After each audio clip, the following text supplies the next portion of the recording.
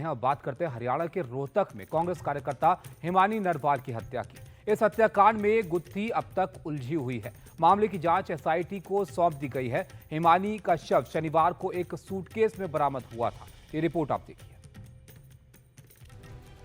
22 साल की कांग्रेस कार्यकर्ता और social media creator Himani Narwal की हत्या किसने की और क्यों की? फिलहाल इस मामले में पुलिस को अब तक कोई ठोस सुराग नहीं मिला है। इस हत्याकांड की जांच एसआईटी कर रही है।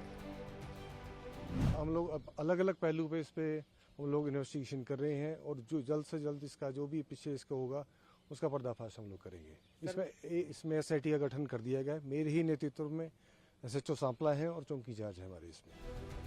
हिमानी का शव शनिवार सुबह करीब 11 बजे रोहतक के सांपला में सड़क के किनारे झाड़ियों के बीच एक सूटकेस के अंदर मिला था।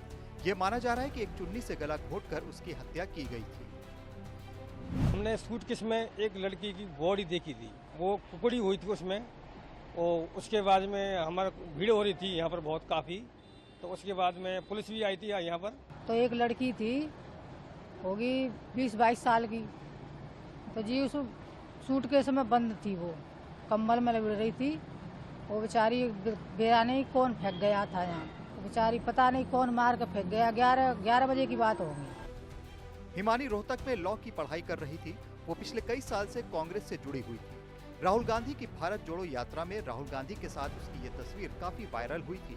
हिमानी ने हरियाणा में भूपेंद्र और दीपेंद्र हुड्डा का चुनाव प्रचार भी किया था। वो रोहतक में अकेली रहती थी। हिमानी की मां के मुताबिक उनके बड़े बेटे की 2011 में हत्या हो गई थी, इसलिए अब वो अपने छोटे बेटे के साथ दिल्ली में रहती है। हिमानी से आखिरी बार उनकी बात 27 फरवरी को हुई थी। 10 साल से अपनी पढ़ाई को भी मतलब साइड में रख के घर की तरफ ना ध्यान देते, सिर्फ इलेक्शन के पीछे, और सिर्फ यही इलेक्शन और पार्टी मेरी बेटी की जान लेगी, क्योंकि उसकी दुश्मनी उसी के कारण बनी है। मैं हुड्डा साहब से यही चाहती हूँ कि मेरी बेटी को, ये पार्टी के भी हो सकते हैं, दोस्त भी हो सकते हैं। प्रशासन अपने हद पे आए ना तो 1 घंटे के अंदर पकड़ सकता है। क्यों नहीं हो रहा काम? फिर प्रशासन है, पूरे हरियाणा में है प्रशासन है।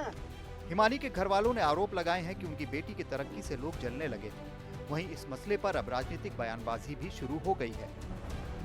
कानून व्यवस्था मर्डर के बारे में तीसरे नंबर पे देश में जी है जी।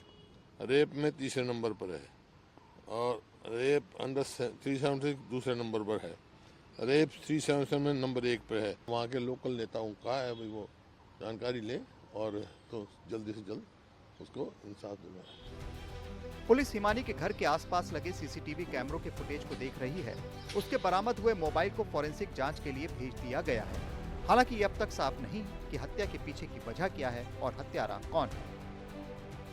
रोहतक से सुरेंद्र के साथ मुकेश सिंह सेंगर, एनडीटीवी इंडिया।